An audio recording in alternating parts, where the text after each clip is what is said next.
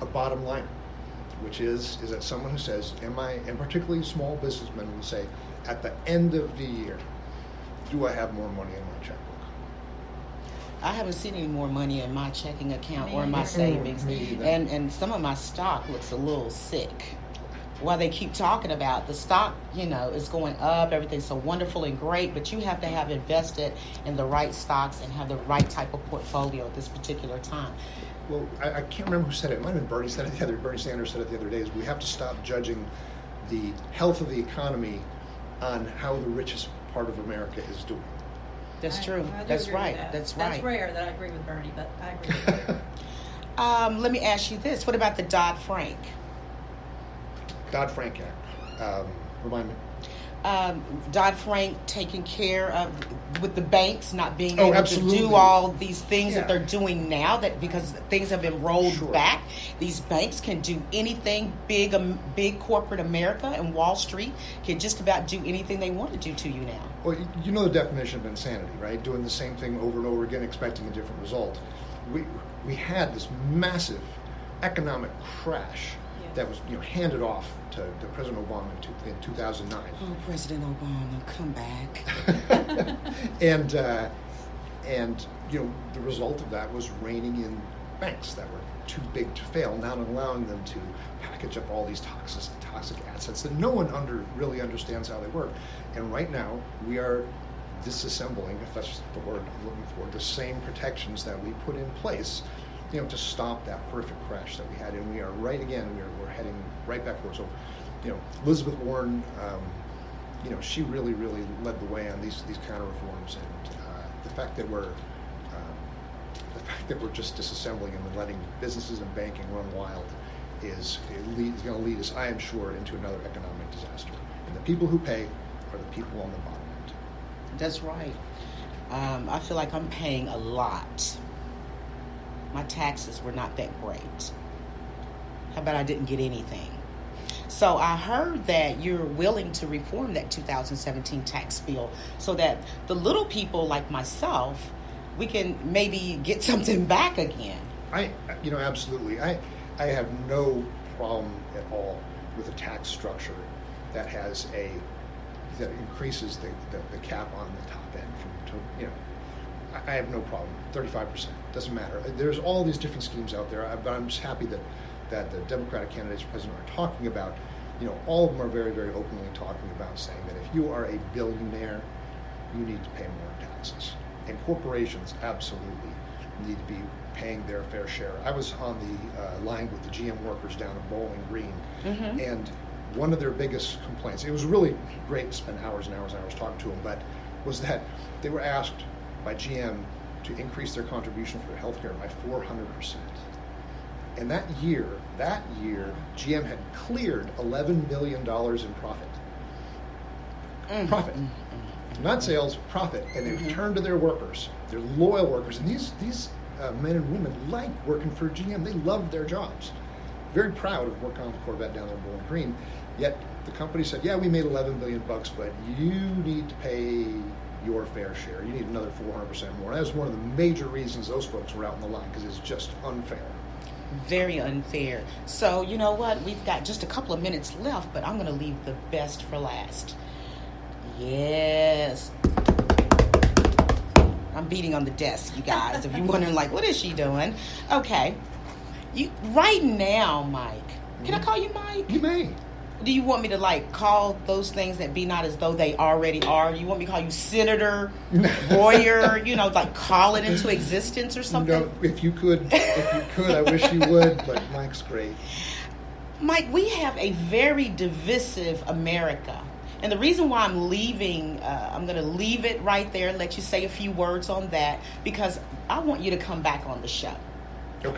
Okay, because we have some more bigger issues to talk about as well, okay? We are living in the most divisive time. The racial climate is boiling hot right now.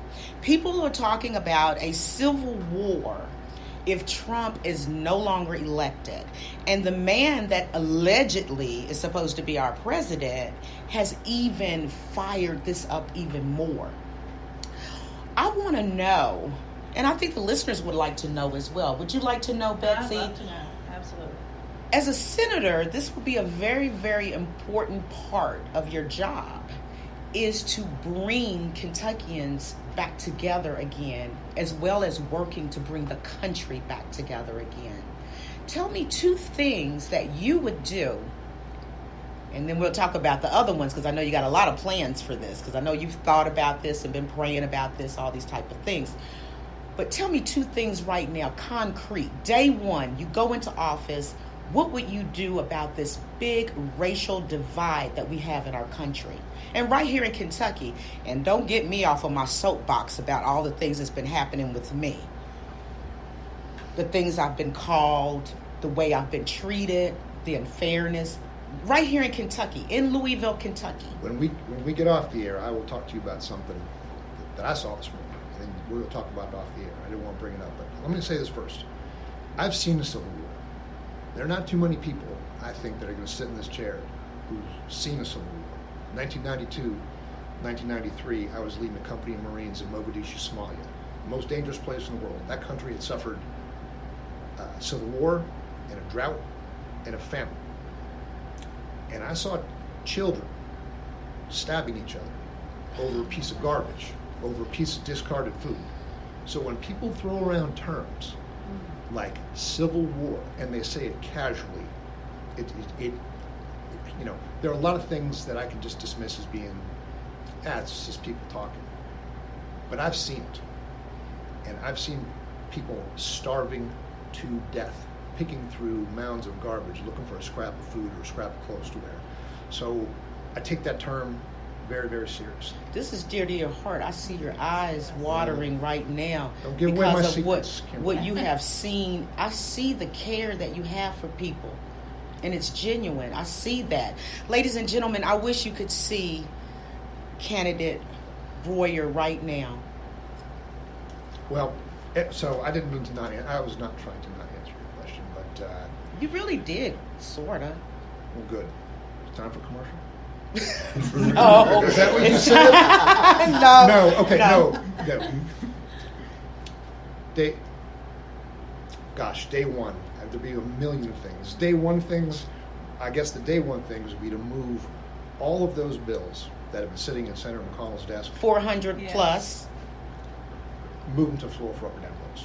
You know, and again, and I know you asked about race specifically, but gun violence affects everybody. And the criminal Yes. justice reform, too. Yes. Violence against women, it affects, you know, I live in the country, I live in the middle of a farm. It'd be easy for me to be enslaved, but having been the editor of a local newspaper, even though it's a rural town, little town, we have murders.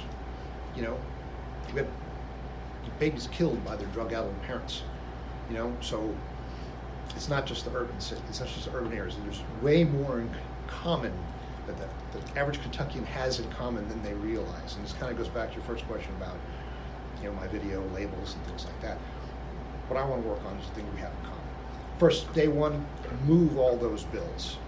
Paycheck Fairness Act, you know, the Violence Against Women Act, the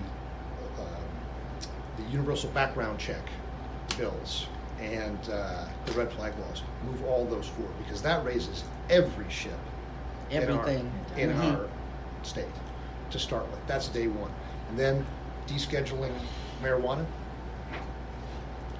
Recreational or just... descheduling it, taking it off the schedule, is no longer illegal. And then getting people, Oh, hallelujah. and then getting the people, Hallelujah. getting the people who are in jail, Getting for them those out. programs, getting them out and back Thank with their God. families, Right. working, contributing to society, instead of taxpayers like you and I paying to keep them incarcerated, get them back on the streets with their family, where they belong, working jobs, taking care of their Hallelujah. families, Hallelujah. and paying their taxes and Social Security. That's what Tell I'll us do. right now, tell the audience out here, our listeners, how they can get in touch with you. What's that website? It's on the web. It's Mike4ky.com. That's Mike FORKY.com.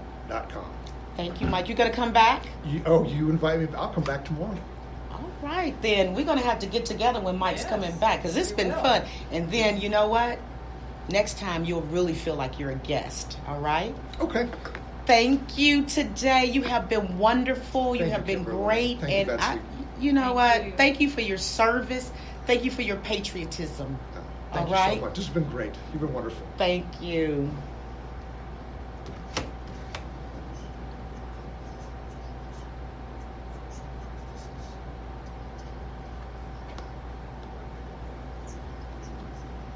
Senate to strip away labels and strip Mitch McConnell of power.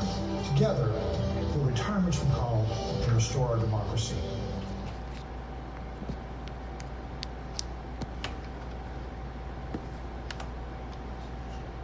You are listening to the Jones Report on Power 106.3 FM. We will be right. Three things cannot be long hidden: the sun, the moon, and the truth.